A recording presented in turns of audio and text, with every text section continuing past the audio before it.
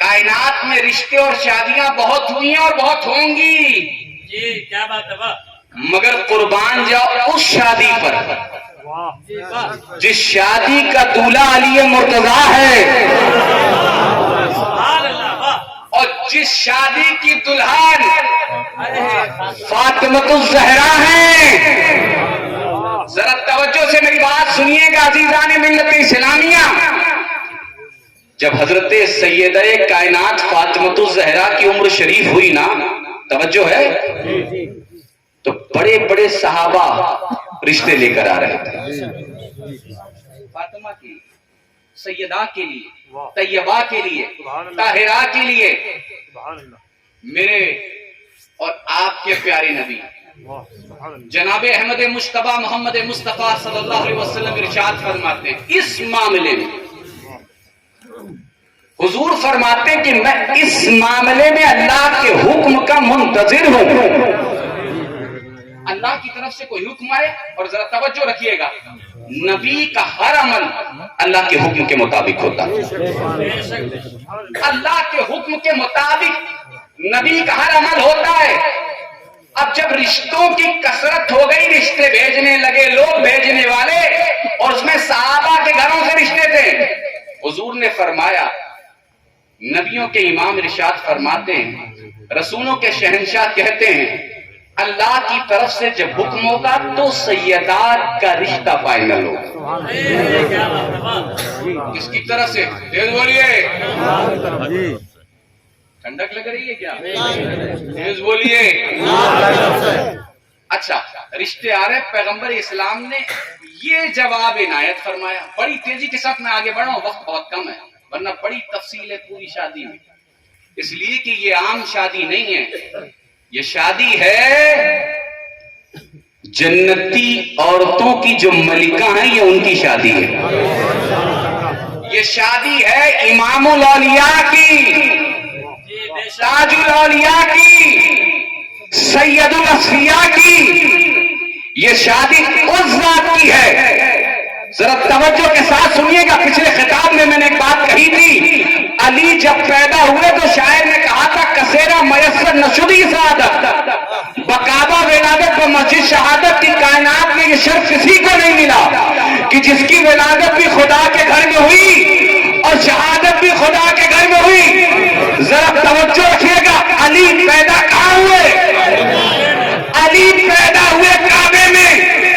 علی پیدا ہوئے کعبے میں, کعبہ علی کا گھر. فاطمہ پیدا کہاں ہوئی؟ محمد رسول اللہ کے گھر. یہ قدرت کا نظام دیکھو.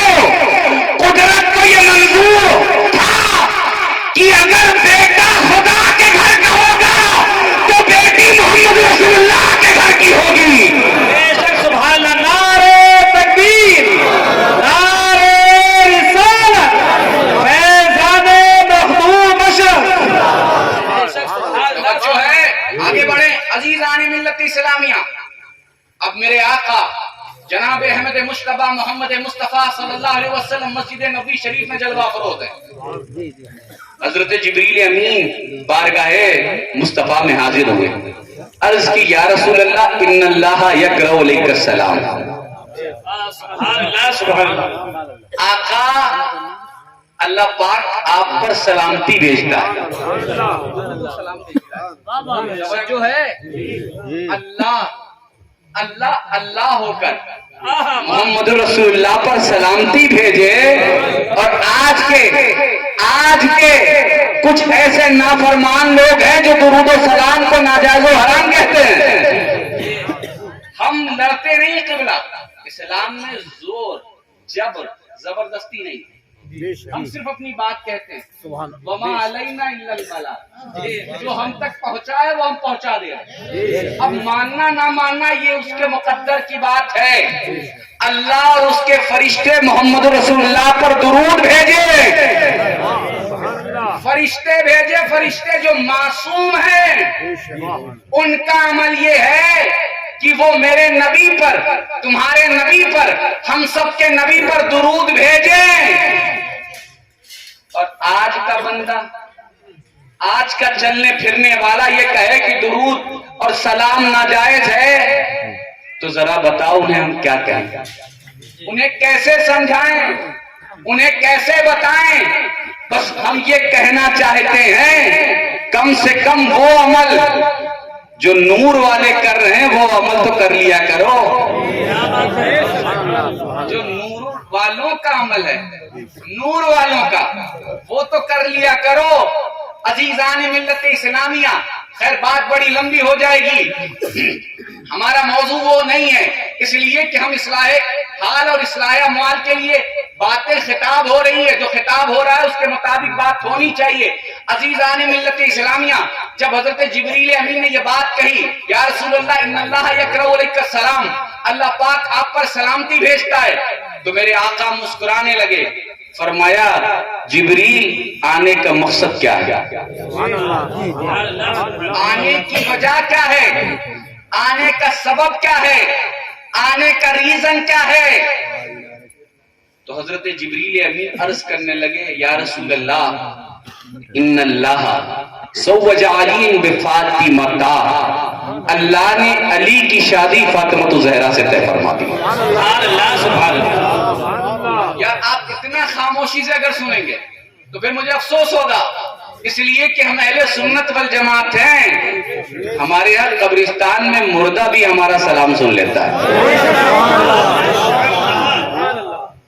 مردہ بھی ہمارا سلام سن لیتا ہے، اور پھر یہ وہ لوگ ہیں، اس لیے کہ ہم دنیا میں چلنے والے کسی سڑک چھاپ انسان کا ذکر نہیں کر رہے، ہم کسی مانگنے والے سائل کی بات نہیں کر رہے دنیا دار، ہم کسی دنیا دار تاجروں کی بات نہیں کر رہے، ہم دنیا کے تخت پر بیٹھے ہوئے دنیا داروں کا تذکرہ نہیں کر رہے، ہم ان کی بات کر رہے ہیں کہ جن کا ذکر اللہ نے قرآن میں کیا ہے، ہم ان کی بات کر رہے ہیں کہ جن کا تذکرہ محمد رسول اللہ نے اپنی زبان سے کیا ہے، ہم ان کی بات کر رہے ہیں کہ دنیا میں بھی جن کی حکومت ہے جنت میں بھی جن کی حکومت ہے۔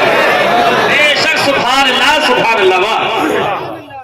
عزیزان ملت اسلامیہ، خیر جب حضرت جبریل امین نے یہ بات کہی کہ اللہ زوج علی بفاطمہ، اللہ پاک نے فاطمہ الزہرا کی شادی حضرت علی سے طے فرما دی ہے، اللہ کے رسول صلی اللہ علیہ وسلم راضی ہو گئے، اور پھر نکاح فاطمہ الزہرا کا انعقاد ہوا۔ توجہ ہے، میں آیت کریمہ چھوڑ دے رہا ہوں اس لیے کہ بہت لمبا خطاب صرف اسی پر ہو جائے گا نکاح کے حوالے سے۔ آگے چلیے، لوگ پوچھتے ہیں فاطمہ ہے کون، فاطمہ کا مقام کیا ہے؟ علامہ اقبال نے کہا تھا مریم از یک نسبت عیسیٰ عزیز، از سے نسبت زہرا عزیز۔ اعلیٰ حضرت نے کہا تھا نور بنت نور ام نور زوج نور۔ توجہ سے سنیے گا، نور والے وہ ہیں کہ جو لوگ نور کے قریب آ جاتے ہیں اللہ انہیں بھی نورانی بنا دیتا ہے۔ اور یاد رکھیں جو ان سے ٹکرانے کی کوشش کرتا ہے، جو ان کے مد مقابل آنے کی کوشش کرتا ہے، جو ان سے لڑنے کی کوشش کرتا ہے، صحابی کا بیٹا کیوں نہ ہو، یزید جیسا اللہ اس کی نسلوں کو مٹا دیتا ہے۔ سبحان اللہ، نعرہ تکبیر، نعرہ رسالت، نعرہ حیدری، فیضان اہل بیت۔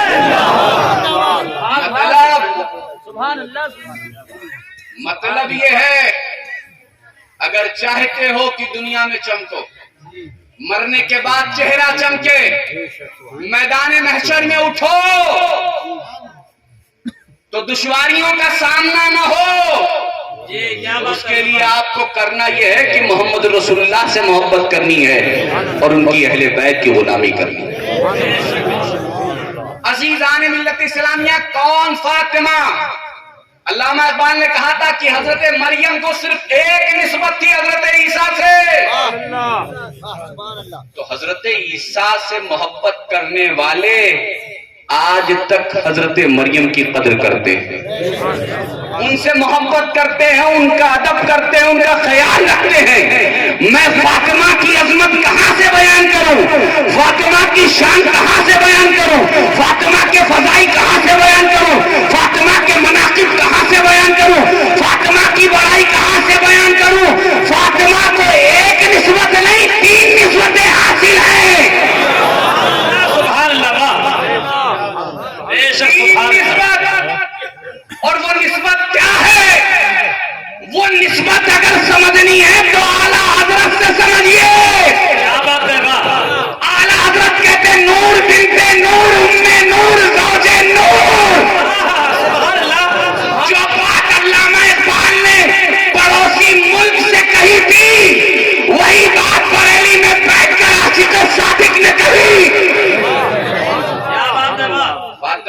عظمت بیان کرتے ہوئے، فاطمہ کی شان بیان کرتے ہوئے، فاطمہ کی رفعت بیان کرتے ہوئے، فاطمہ کی فضیلت بیان کرتے ہوئے، فاطمہ کی بڑائی بیان کرتے ہوئے کیا کہا کہ فاطمہ کا مقام یہ ہے کہ فاطمہ کی عظمت کا اندازہ اس سے لگاؤ کہ فاطمہ نبیوں کے ایمان کی شہزادی ہے۔